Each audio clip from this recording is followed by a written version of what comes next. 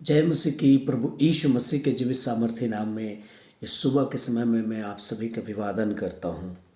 प्रिय प्रभु के लोगों, मैं आप लोगों से एक बात कहना चाहता हूँ।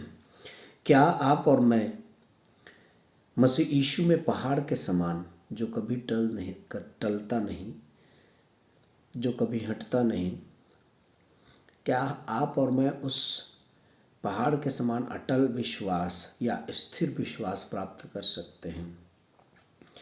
या क्या हम प्रभु यीशु मसीह में कैसे अपने विश्वास को पहाड़ के समान अटल करें?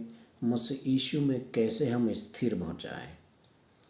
अगर आपको और मुझे प्रभु यीशु मसीह में स्थिर होना है, मजबूत होना है, पहाड़ के समान जो कभी टलता नहीं है, तो आपको और मुझे मैं एक सरल मार्ग बताता हूँ। वो है मत्ती रचित सुसमाचार अध्याय 5 से लेकर 7। यदि यहाँ पर आप पढ़ेंगे तो लिखा है, वह इस भीड़ को देखकर पहाड़ पर चढ़ गया और जब बैठ गया तो उसके चेले उसके पास आए और वह अपना मुंह खोलकर उन्हें यह उपदेश देने लगा।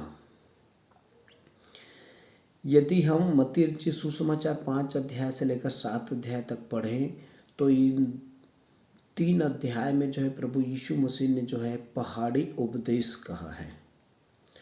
आप और मैं जानते हैं, इसे हमारी बाइबल में पहाड़ी उपदेश कहा गया है।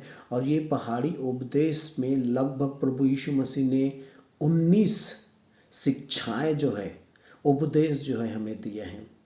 शिक्षा और उपदेश में एक अंतर है।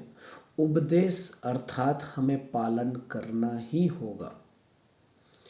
उपदेश का अर्थ होता है उसे आपको और मुझे अपने जीवन में पालन करना ही पड़ेगा, क्योंकि ये उपदेश है, ये कानून है, ये संविधान है, इस प्रकार की बातें हैं वो।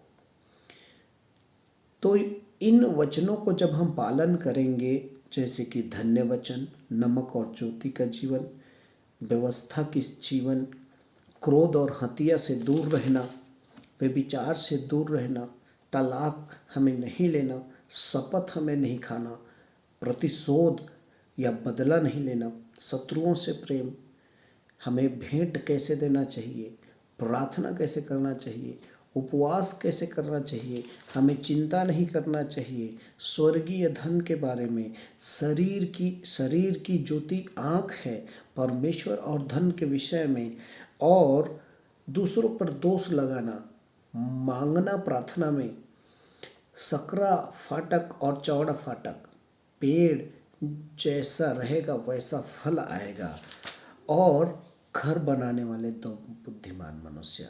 लास्ट में ये भी लिखा है कि जो इन मेरे वचनों को पालन करता है वो उस चट्टान में, उस पहाड़ में बनाए हुए घर के समान है, जिसका नींव पहाड़ पर है, वो कभी चाहे बाढ़ आए, आंधी आए, तूफान आए, टूटता नहीं है। और जो मेरे इन वचनों को नहीं मानता है वो उस रेत में बने हुए घर के समान है। देखिए, पहाड़ी उपदेश पालन करने वाले लोग पहाड़ के समान अटल विश्वास के लोग बन जाते हैं, और जो इन पहाड़ी उपदेश को अपने जीवन में पालन नहीं करते वो कमजोर रेत में बने हुए घर के समान है, जो आंधी तूफान के समय टूट जाता है। प्रिय प्रभु के लोगों, आपको और मुझे अटल विश्वास में बढ़ना है तो पहाड़ी उपदेश को अपने जीवन में धारण करना है। परमेश्वर आप सबको आशीष दे। जय मसीह की।